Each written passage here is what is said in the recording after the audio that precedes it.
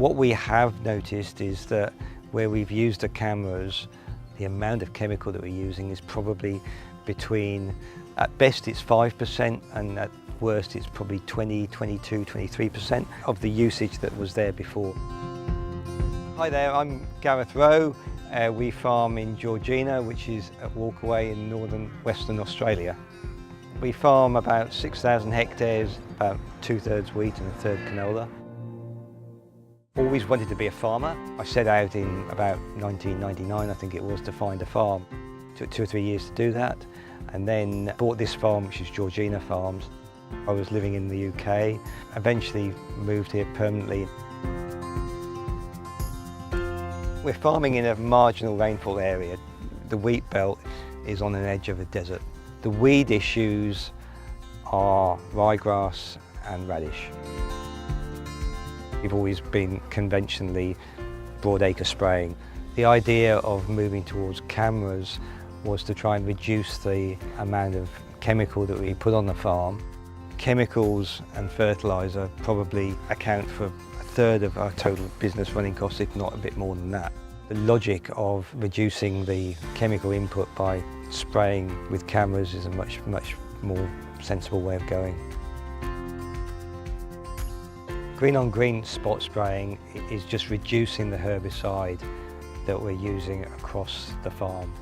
Any herbicide, whether the crop is tolerant to it or not, is effectively a poison. I'm quite sure that not actually having to spray a herbicide on a crop is going to be beneficial to the whole plant. Chemical resistance is something you've always got to be worried about. The ability to mix and match chemicals because of the spot spraying activity is going to allow us to financially use some of the chemicals that perhaps we haven't used in the past, and thereby maintain the efficacy of some of the cheaper chemicals that we still rely on. The system's incredibly easy to use. When you're sitting in the sprayer and driving it and the cameras are switching on the nozzles like by magic, it's a fantastic feeling. You then have this period when you wonder whether it's actually going to work. To go back and actually see how effective it's been is a really good, positive feeling. The sprayer leaves in the morning, goes spraying all day long. It doesn't have to stop, it doesn't have to get refilled. The work rate increases dramatically, which allows us to be more particular about when we go spraying, and it also reduces the amount of labour we need in order to do that job. If we're not spraying and not spending the money on chemicals, and we're not actually damaging the crop by putting unnecessary chemicals across the farm, it's got to be good for the environment, it's got to be good for everything we deal with.